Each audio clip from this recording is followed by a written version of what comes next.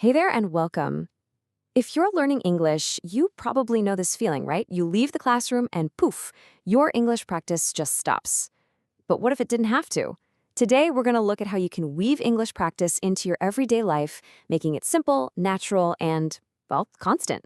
Let's get into it. So let's be real for a second. Does it ever feel like your learning is kind of trapped inside those four walls? That the only real progress happens during that one scheduled lesson each week? You know, that's a super common feeling, but it's based on an idea that we can totally flip on its head. And this is the big idea right here. If you can really let this one sentence sink in, it changes everything.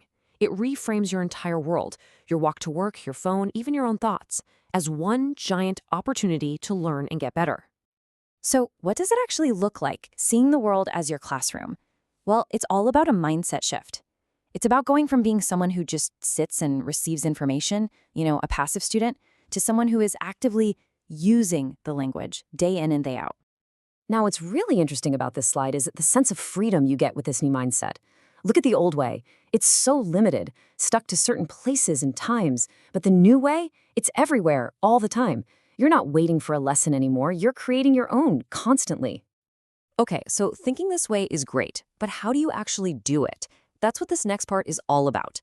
We're going to build your daily English toolkit, and we've got 4 incredibly simple, super practical techniques you can start using like today. And here they are. We're going to start by narrating your world. Then we'll immerse your tech, move on to keeping a mini journal, and wrap up with connecting online. Each one of these is designed to be easy, quick, and honestly, surprisingly powerful. Let's dive into the first one.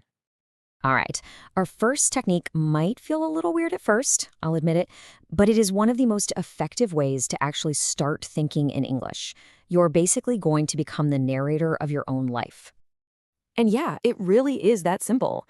As you're walking around, just describe what you see, what you're doing. You can say it out loud or even just in your head. Why is this so powerful? Because it gets the English part of your brain firing on all cylinders, but without any of the pressure of a real conversation. Ready for a technique you can literally do in the next 30 seconds? Go into your phone or your computer settings right now and just switch the language to English. Boom. Just like that, you've turned a tool you use all day long into a nonstop learning machine.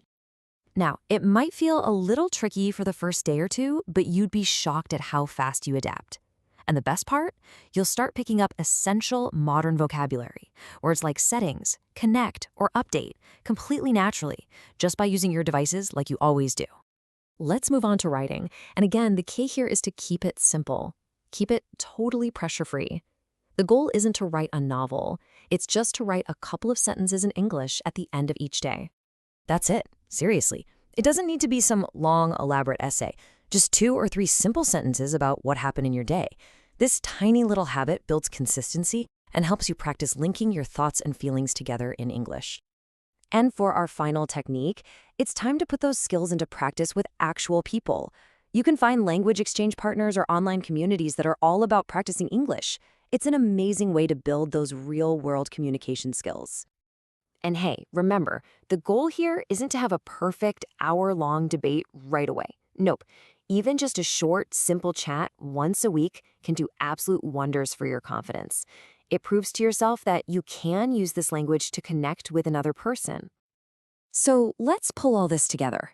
If there is one thing you take away from all this, I want it to be this. Small, consistent actions are what lead to massive results over time. This is the new definition of practice that we're talking about. It's not about blocking out huge chunks of time to study. It's about seeing that every little thing, changing a setting on your phone, describing a tree, writing one sentence, that's a lesson. Let this be your new mantra. Say it with me. Learning doesn't stop when I walk out the door. It doesn't end when I log off the call. My real classroom is all around me, just waiting for me to start the lesson. So, I'm going to leave you with this question. Forget about tomorrow, forget about next week. Based on what we just talked about, what is the one tiny action you are going to take today to practice your English? Thanks for tuning in.